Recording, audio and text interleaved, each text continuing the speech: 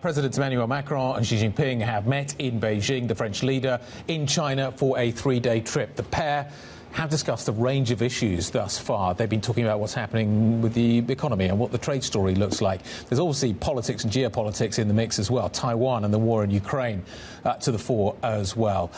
Let's get a briefing as to what we can expect from this trip and what are the priorities for the French president. Joining us fresh in from Paris is Bloomberg's Connan, who joins us around the table.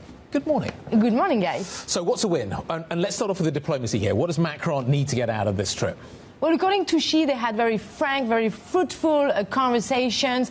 And on the diplomatic front, clearly what Macron is trying to do with Xi is to get some support for trying to find a peace deal and end this war in Ukraine. Because both China and France are actually members of the Security Council of the UN. So Macron believes that China has a role to play in the finishing line of these peace negotiations. We know that Xi has maintained, of course, relationships with Vladimir Putin. We know that China has even been accused sometimes to kind of keep a lifeline to Russia by buying some Russian oil, by providing some components to make some Russian weapons. So clearly Macron believes that Xi has a role to play there. And in exchange, of course, Xi wants to gain the support from Macron when it comes to Taiwan. Last time when Macron came in 2023 to China, he had some kind of comments that suggested maybe France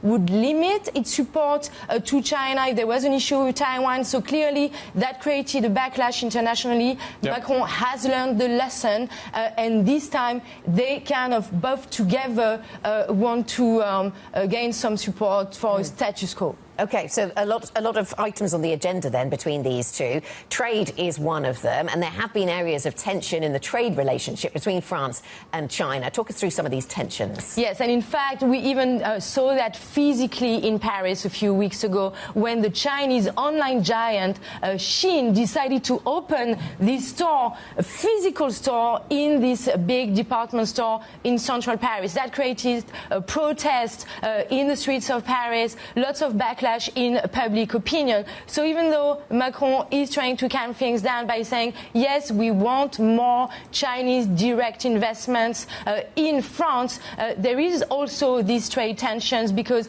Macron was one of the big backers of the tariffs, the EU tariffs on Chinese EVs. And in retaliation, China put some tariffs on cognac makers. France has kind of solved at the moment the issue about cognac, but there are still issues with investigations, Chinese investigations into pork and dairy products.